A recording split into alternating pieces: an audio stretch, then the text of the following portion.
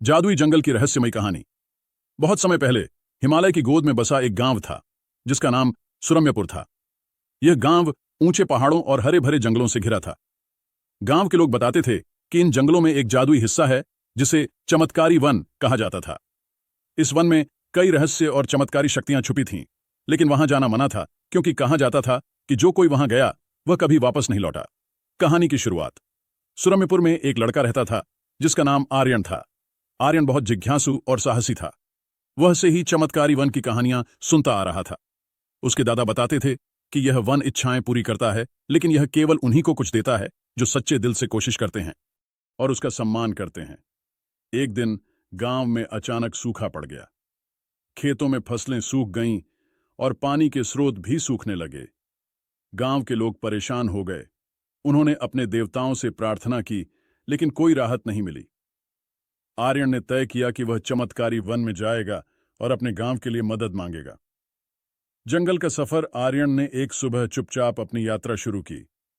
उसने अपने साथ केवल एक बैग, थोड़ा खाना और अपनी दादी द्वारा दिया हुआ एक ताबीज लिया। दादी ने कहा था, यह ताबीज तुम्हें बुरे समय में बचाएगा। जैसे ही आर्यन जंगल में प्रवेश किया, उसे महसूस हुआ कि यह कोई साधारण जंगल नहीं है। पेड़ इतने ऊंचे थे कि उनकी चोटियां आसमान को छू रही थीं। पक्षियों की आवाजें रहस्यमयी थीं और हवा में एक अजीब सी मिठास थी। चलते चलते उसे एक सुनहरा हिरण दिखा। हिरण ने मानो उसकी तरफ देखकर सिर हिलाया और एक दिशा में दौड़ने लगा। आर्यन ने हिरण का पीछा किया।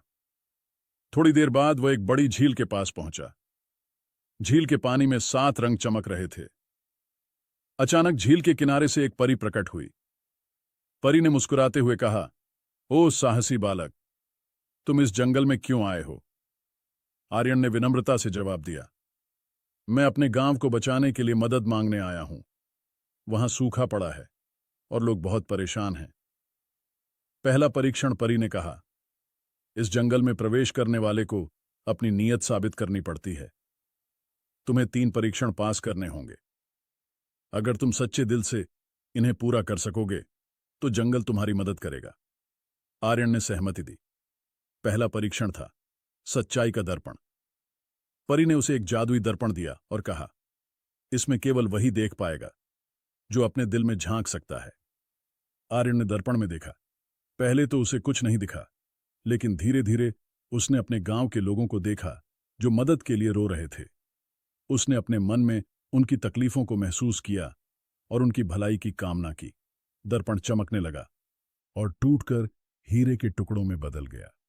परी ने कहा, तुमने पहला परीक्षण पास कर लिया है।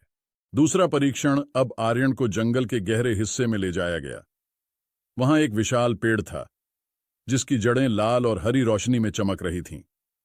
परी ने कहा, तुम्हें इस पेड़ के चारों ओर छुपे खजाने को खोजना होगा, लेकिन ध्यान रहे, अगर लालच ने तुम्हें घेर लिया तो तुम यहां हमेशा के लिए फंस जाओगे। आर्यन ने ध्यान से खोजना शुरू किया। उसे कुछ देर में एक बड़ा सोने का बक्सा मिला। उसने बक्सा खोला तो उसमें अनगिनत सोने के सिक्के थे। वह सोचने लगा, अगर मैं ये सिक्के ले जाऊं तो गांव के लोग अमीर हो सकते हैं। लेकिन फिर उसने सोचा, हमें पैसे की नहीं, पानी और फसल की जरूरत है। आर्यन ने बक्सा बंद किया और परी से कहा, मुझे यह खजाना नहीं चाहिए, मैं केवल अपने गांव की मदद करना चाहता हूं।